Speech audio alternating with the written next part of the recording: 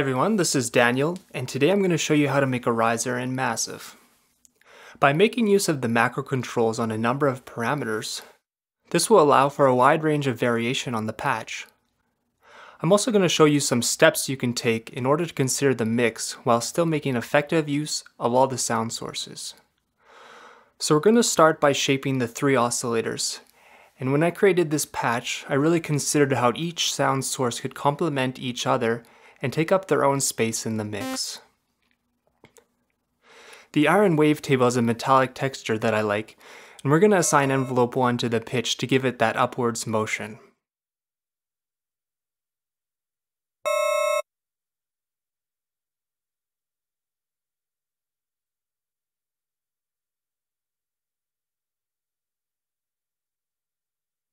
Coming down to the modulation oscillator, I'm going to assign ring modulation to oscillator 1.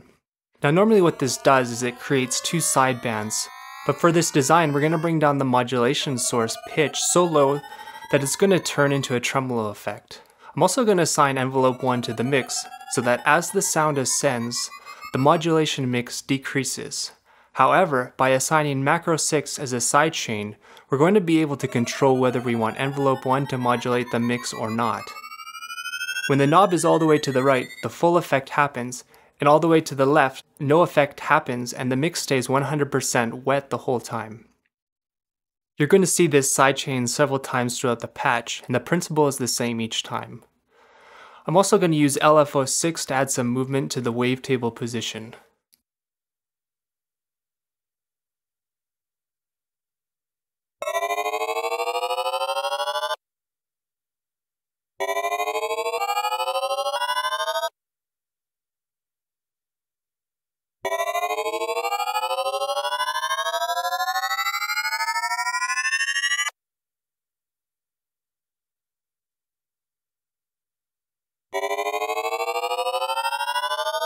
Now as you might know, envelope 4 controls the amplitude of the overall patch, and we're going to have the sound fade in slightly by adjusting the attack time.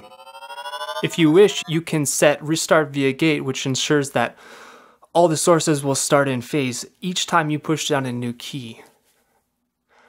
Here you can set the voice count to 2, and use envelope 1 to modulate the pitch cutoff, which is going to create some dissonance over time. And then you can widen the stereo image by changing the pan position.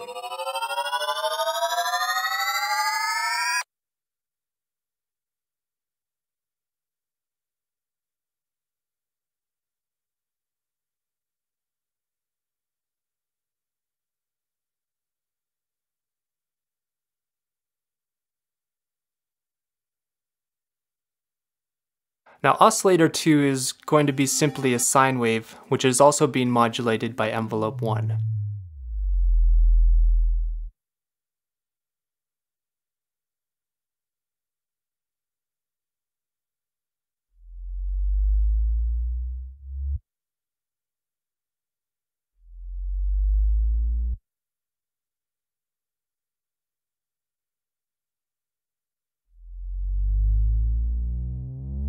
This is going to be lower in pitch, and so what I'm going to do is set the routing so that it bypasses all the effects and comes straight out into the EQ and then the master. Later on, when we add other effects and distortion, we don't want the low frequencies to be affected by this, otherwise it's going to crowd and muddy up the mix very quickly. Oscillator 3 is going to be a little bit above oscillator 2 in terms of the frequency spectrum, and again envelope 1 will modulate various parameters.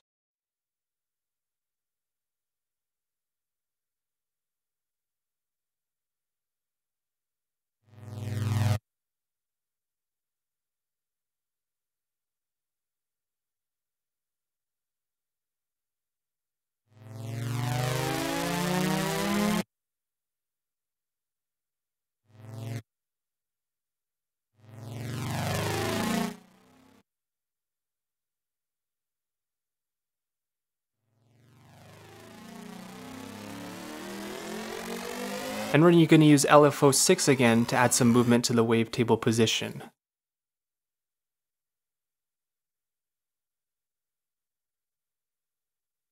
This time we're going to use macro 8 as the sidechain.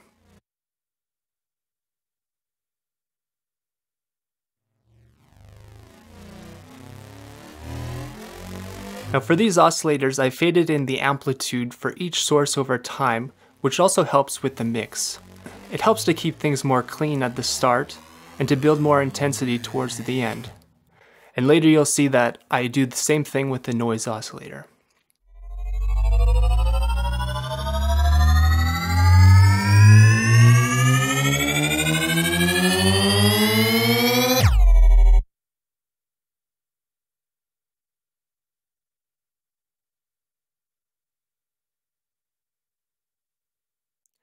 Moving over to the filters, we're going to use a screen filter for filter number 1 and a low pass for filter number 2.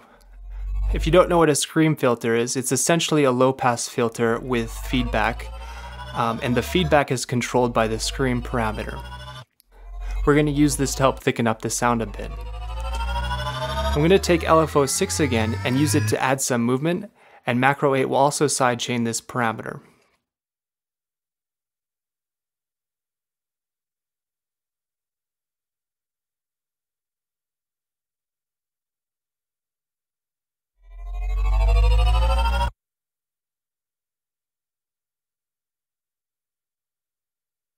To control the overall cutoff of the entire sound, with the exception of oscillator 2, because as previously mentioned it bypasses the filters, you can put macro 1 on both of the cutoffs.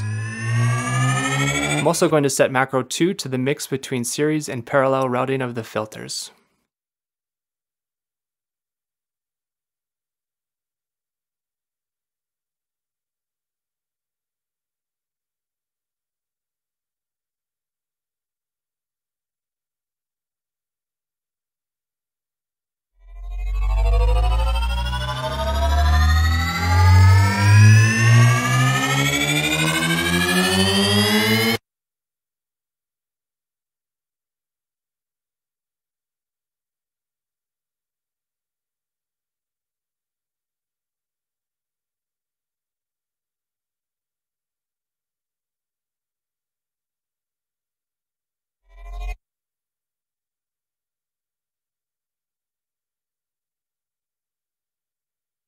Now the inserts play a big role in the overall harmonic excitement of this sound.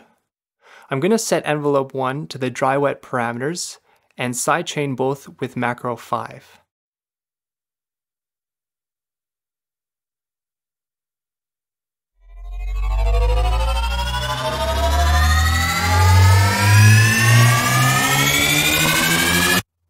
By keeping macro 5 to the right, the sound will become distorted over time. However, to the left, no effect will occur.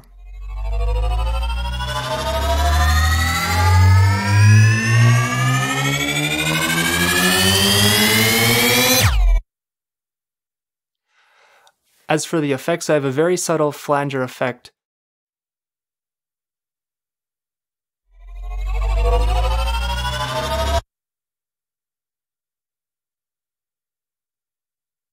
And also dimension expander to increase the perceived width. The wet-dry mix for both can be modulated by macro 4.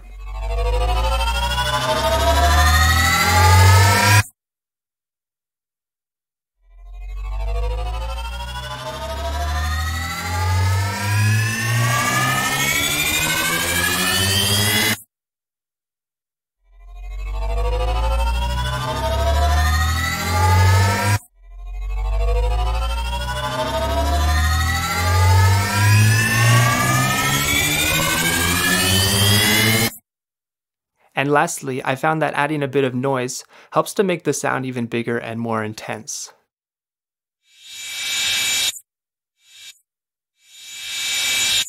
I'm going to place an optional stutter effect on the noise using LFO 5.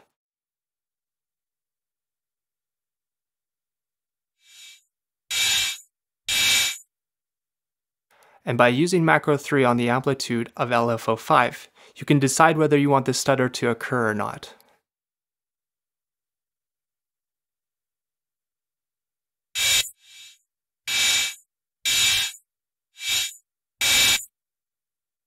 Envelope 1 will ensure that the noise grows over time by modulating the amplitude.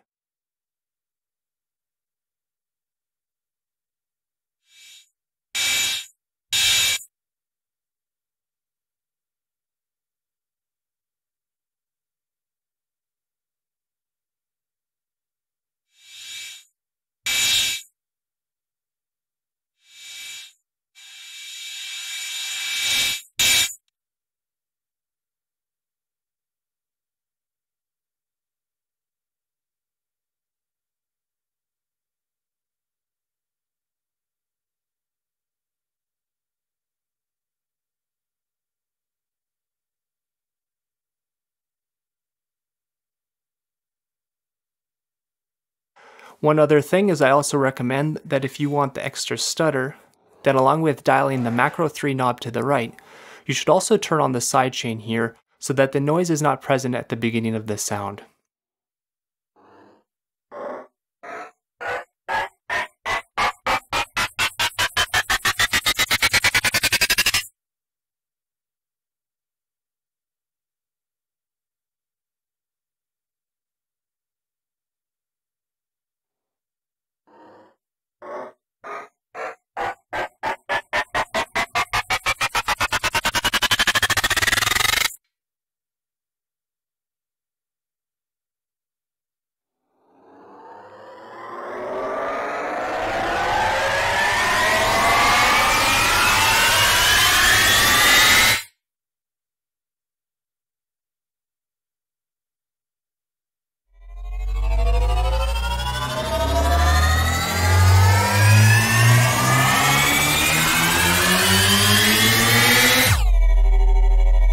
So that's basically it.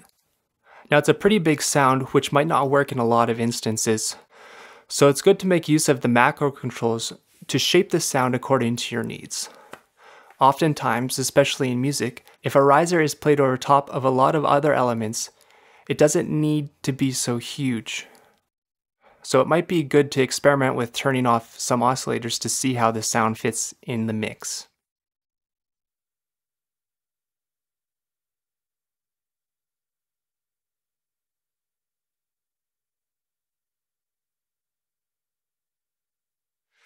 And to finish it off, you can render it out.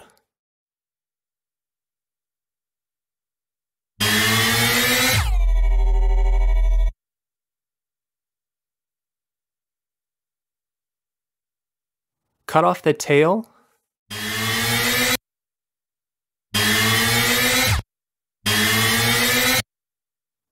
You can fade it in if you like.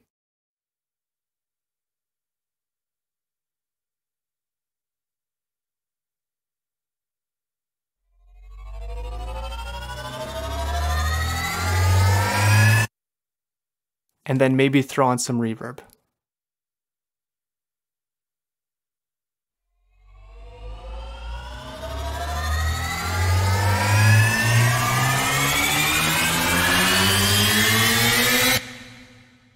Thanks for watching.